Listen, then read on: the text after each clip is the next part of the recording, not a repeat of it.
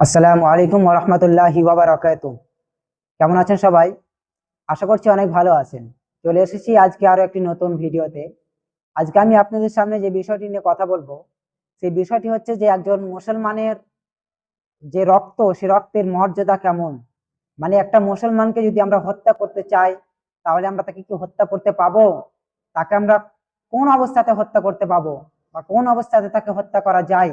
সেই বিষয়ে আজকে আমরা হাদিসের মাধ্যমে একটু জানার চেষ্টা করব। আল্লাহ রসুল সাল্লাল্লাহু আলাইহি ওয়াসাল্লাম তিনি আমাদেরকে সঠিক পথ দেখানোর জন্য আপ্রাণ চেষ্টা করে গিয়েছেন। তাই আমরা যদি কাউকে হত্যা করি বা কাউকে হত্যা করার চেষ্টা করি, সেটা আমাদের জন্য সঠিক বা আমরা সেটা করতে পাবো কি পাবো না, সেই বিষয়ে তিনি হাদিসের মাধ্যমে বলছেন।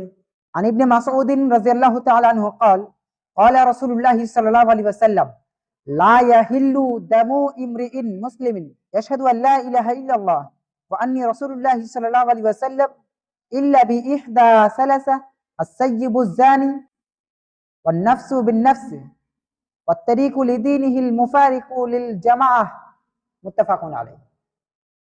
এই হাদিসটাতে ইবনে মাসউদ রাদিয়াল্লাহু তাআলা আনহু তিনি বর্ণনা করছেন যে রাসূলুল্লাহ সাল্লাল্লাহু আলাইহি ওয়াসাল্লাম তিনি বলছেন যে এমন কোন মুসলিম ব্যক্তির জীবন, মানে এমন কোন মুসলিম ব্যক্তির জীবনকে শেষ করা বৈধ নয় যিনি সাক্ষ্য দেন যে আল্লাহ ছাড়া কোনো প্রকৃত উপাস্য নেই, নিশ্চয় মুহাম্মদ সাল্লাল্লাহু আলাইহি ওয়াসাল্লাম আল্লাহর রাসূল। এমন মুসলিমকে একেবারেই শেষ করে দেওয়া উচিত নয়।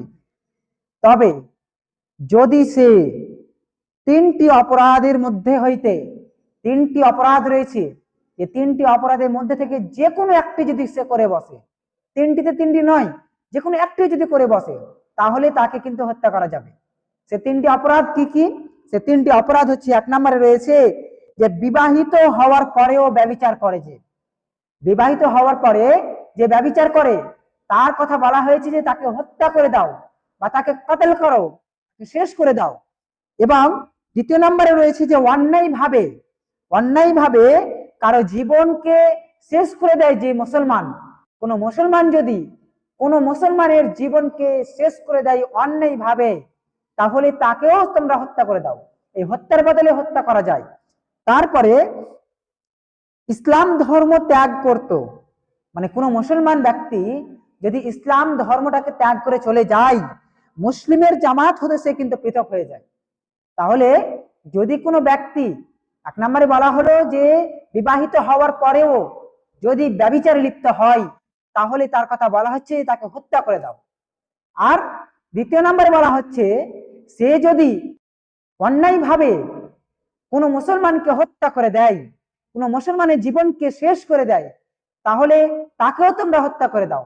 মানে এখানে হাদিসে যে শব্দটা ব্যবহার করা হয়েছে, যে অন্যায়ভাবে কারো জীবন নাশ করে তার পরিবর্তে তাকেও হত্যা করো।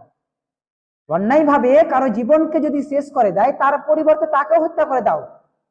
তাহলে আমরা জানতে পারলাম যে যদি কোনো ব্যক্তি বিবাহিত হওয়ার পরেও যদি জেনা করে বা বিবাহিত হওয়ার পরেও সে যদি ব্যভিচারে লিপ্ত হয়, তাহলে তাকে হত্যা করতে হবে। আজকে আমাদের সমাজে এরকম ঘটনা অনেক ঘটছে, বিবাহিত হওয়ার পরেও সে ব্যভিচারে লিপ্ত হচ্ছে। কিন্তু এই ধরনের ঘটনা যদি ঘটে যায়, তাহলে তার নির্দেশ দেওয়া হয়েছে তাকে হত্যা করে দাও। অথবা সেটা যদি সম্ভব না হয়, তাহলে 10টা লোকের সামনে তাকে নিয়ে এসে যারা বিচার করে, যারা সেই সমাজটাকে পরিচালনা করে, তাদের হাতে ছেড়ে দেওয়া হবে। তারা যেটা ভালো মনে করবে সেটাই করবে।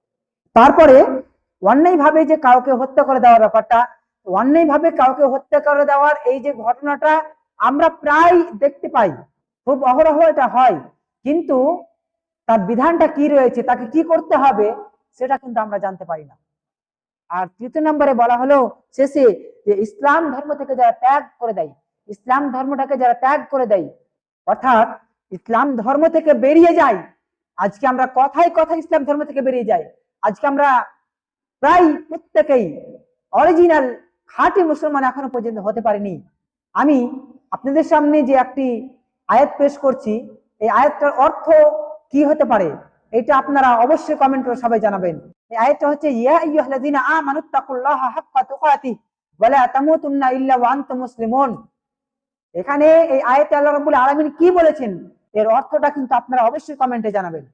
আমরা মুসলমান হয়েও আরেকটা মুসলমানে কি করে মানে জানকে নিতে পারি, আমরা মুসলমান হয়েও আমরা বিবাহিত হওয়ার পর আমরা কি করে আমরা সেই জেনায় লিপ্ত হতে পারি বা ব্যভিচারে লিপ্ত হতে পারি, আমরা মুসলমান হয়েও আমরা কি করে ইসলাম ধর্ম থেকে বেরোতে পারি, এগুলো আমাদেরকে ঠিক করে নিতে হবে।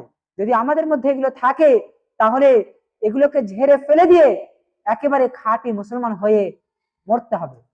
আমাদের মৃত্যু যখন আছে তখনই হবেই অবশ্যই, কিন্তু এই সময়ের মধ্যে যতটা আমরা সময় পেয়েছি এই সময় আমাদেরকে অরিজিনাল খাঁটি মুসলমান হতে হবে, নয়তো আমাদের পরবর্তী জীবনটা অন্ধকার হয়ে যাবে। এখান থেকে আমি আমার আজকে যে কথা আমি শেষ করছি। আসসালামু আলাইকুম ওয়া রাহমাতুল্লাহি ওয়া বারাকাতুহু।